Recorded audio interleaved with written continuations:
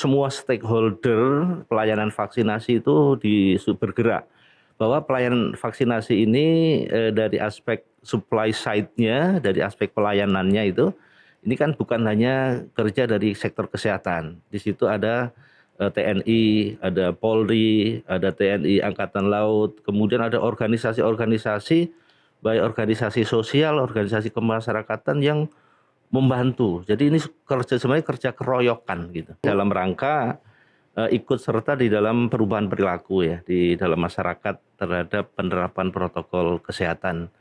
Ini sangat penting komunitas-komunitas itu bergerak ya. Jadi kalau kita bicara tentang perubahan perilaku ini kan kalau masing-masing komunitas kecil-kecil itu membentuk suatu satgas khusus dan seterusnya, itu pasti nanti akan lama-lama akan menjadi besar dan akan jadi gerakan bersama.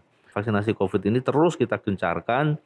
Ya kalau bisa Kota Pontianak sampai dengan nanti Maret 2022 itu sudah bisa menembus angka 100%. Sebenarnya vaksin itu kan sebenarnya upaya preventif ya Mas ya. Jadi kayak bagaimana kita bisa mencegah itu. Tapi di dalam aktivitas kesehariannya pun ternyata perilaku itulah yang sebenarnya juga menentukan seberapa besar nantinya kesuksesan kita dalam melawan COVID ini. Nah tentunya di dalam kegiatan new normal yang saat ini kita di tengah pandemi ini, baik dia itu sudah vaksin maupun vaksin 2 kali gitu ya, ataupun sampai udah booster, semuanya itu tetap wajib gitu ya, tetap menggunakan prokes gitu ya. Kenapa? Karena ini bisa jadi bentuk perilaku kita dalam kehidupan baru kita pula gitu ya Mas ya. Karena sebenarnya ini nantinya mungkin akan berujung sekarang gitu ya. Kita mungkin di tengah pandemi COVID gitu ya.